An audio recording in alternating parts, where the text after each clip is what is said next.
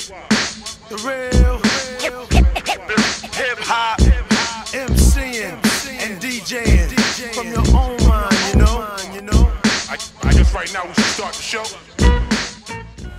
Giants. I'm from Texas, so I've always liked Texas teams, but when I moved here, I got into the Giants, and especially that Super Bowl year. I remember I had some friends of mine at the house, and it was getting tight near the end, and they started giving up, and they were taking their jerseys off. These were just my friends in the house, and I'm like, yo, why y'all taking y'all's jerseys off? They're gonna win. And they were like, oh man, it's over. I'm telling you, they're gonna lose. And I was the only one going, yo, don't give up. Like, they're gonna win.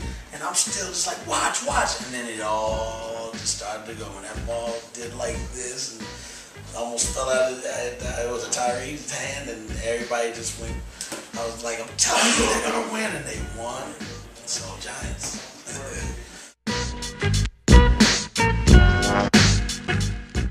Rain, I think Vestax has better faders and better reaction.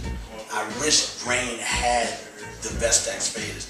I'm iller with the up fade on Vestax. The Rain faders are cool. I like the way they feel better. I think the Rain faders feel better. I wish the chop of the fader was the way Vestax was. If they could fix that, then that's the only thing. But I love the way Rain has the TTM 57. Just plug and play, man. Can't beat that.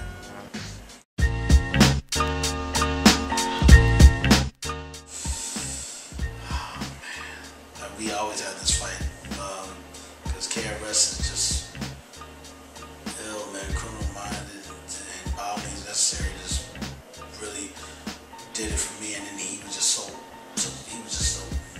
mean with it when anybody tried to test him. But Rakim was just so mysterious. It's like, yo, what makes him so good?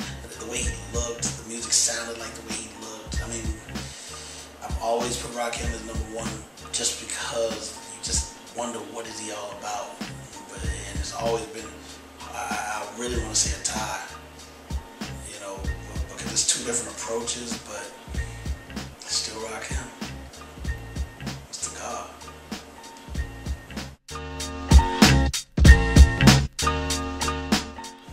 I don't mess with Facebook. I really didn't even mess with MySpace. I just got on Twitter. Just Real DJ Premier. And I've been messing around with it. I've even been responding to people. I've just only been on it for like a couple weeks, but Just Blaze actually set it up for me. So while we were in Chicago last week. But and shout out to DJ Scratch who was going to set it up for me too. Me and Scratch always talk about this, but because I like it and I don't like it. You know what I'm saying? I really do. I like it, I don't like it. But Kanye said, yo, you can use it when you need to tweet something. I mean, you gotta hit everybody up, but when you tweet something that's coming from you, people are following that. And so I'm like, I got an album coming out December 7th, Year-Round Records, DJ Premier presents Year-Round Records. The album's called Get Used to Us. It's a compilation just to stall while we drop all our albums in a row for 2011.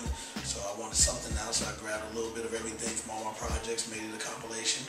And I'm tweeting that, and people are hitting me up, yo, I'm gonna get that album, I'm gonna get it. So, and then to see how many, the day I joined, I had 300 followers. Then the next day I had 5,600 followers. I'm like, damn, from 300 to 5,600, now it's up to 7,000, and it just keeps jumping, and I'm like, wow. So, being at EA was like, yo, dude, you can just tweet when you want. You can not tweet for a whole week if you don't want to.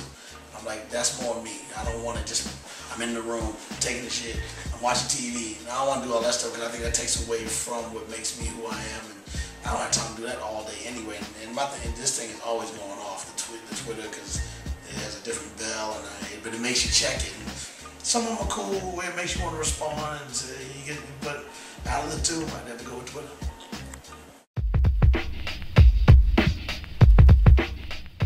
No satellite radio. For one, I'm on it. Sirius XM, Hip Hop Nation, XM 67, Sirius 40, and it's uncensored.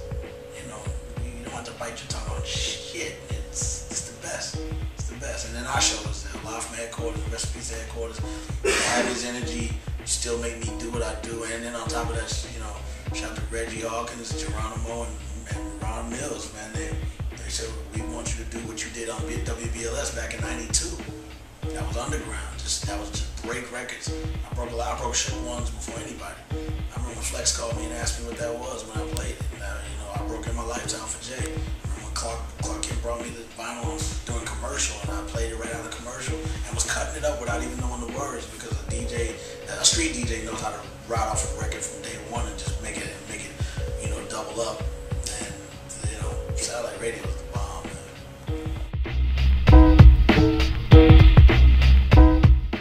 Oh man, why would you do that? Because Pete Rock's funky. Dre is just the ultimate producer, period. Ultimate. I'm friends with both of them too. Wow, man. For just the overall picture, it's gotta be Dre. Hands down. I mean, he's the overall picture. Pete is the funk, and he's just an original dude. But yeah, Dre hands down. I mean, it's not a secret. It's not a dispute. That's why me and Pete diverse with each other. And the new Pete Records premiere album in 2011. Be on the lookout.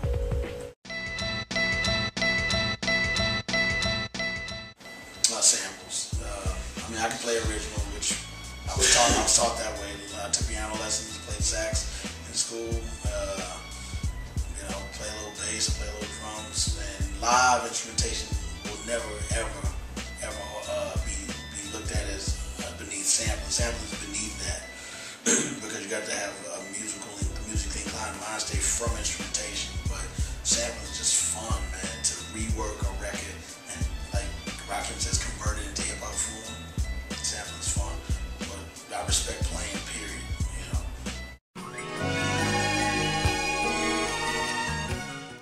The owners. No One Was Nice Guy is more of a resume to me and Guru. That's how we called it. We called it our resume.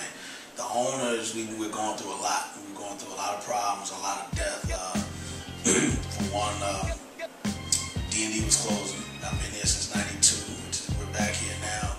But it's called Headquarters Studios after they went out of business. But to hear that they're closing, you're just like, no, like where am I gonna go after all these years, all my hits, all these plaques you see, it's because of here. And so to know that that's closing, then Headquarters, then Jam Master Jay died, Headquarters died, my accountant passed away, who I was really close to, and like she's tatted on my arm, my accountant, so that's how real it was, not how real it is, not how real it was, and I just didn't know where I was gonna go. Like, damn, everybody had their places.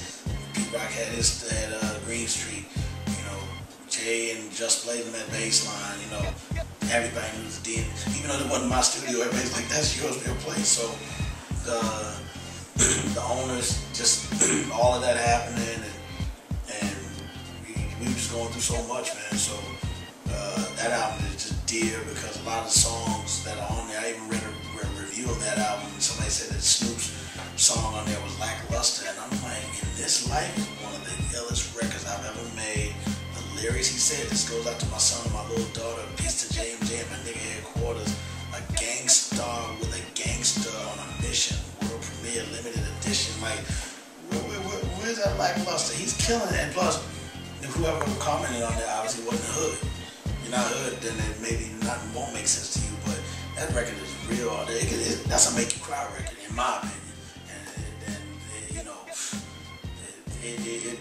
Like he would live with a Guru said lyrically on it was crazy. So I was like, man, that record, that's one of my favorites on there. That song and Deadly Habits, like that's Guru really talking about how it is. Like you gotta know him. And Deadly Habits, man, the beat, the lyrics, and Play to Win.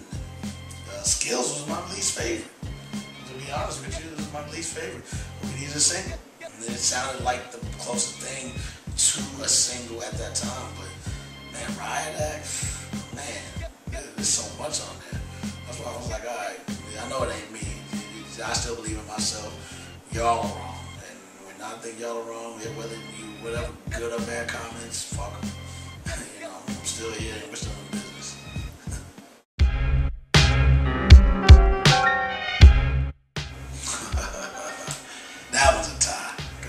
D&D is the legacy of what built me studio-wise. Once I finally found a home that was, considered home, and that's here. Cause I started out at Such a Sound in Brooklyn, then Firehouse in Brooklyn, and then we went to Calliope where Jungle Brothers and Latifah and all of them were doing their stuff, Naughty by Nature and people like that. And then I came to D&D because of Lord Finesse and Showbiz.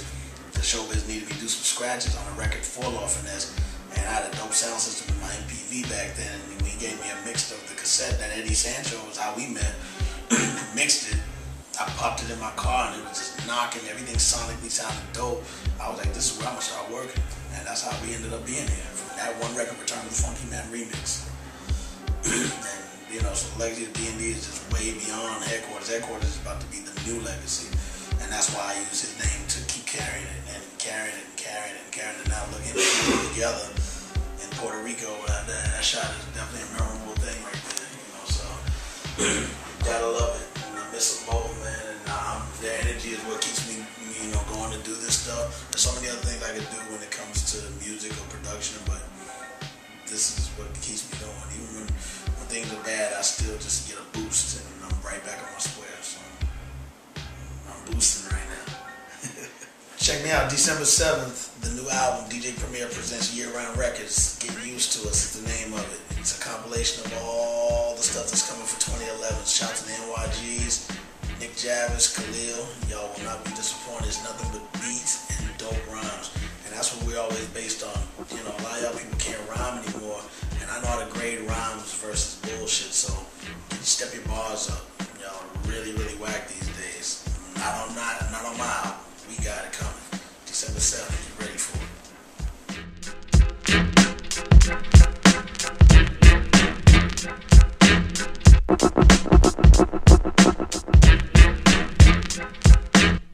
Tell 'em.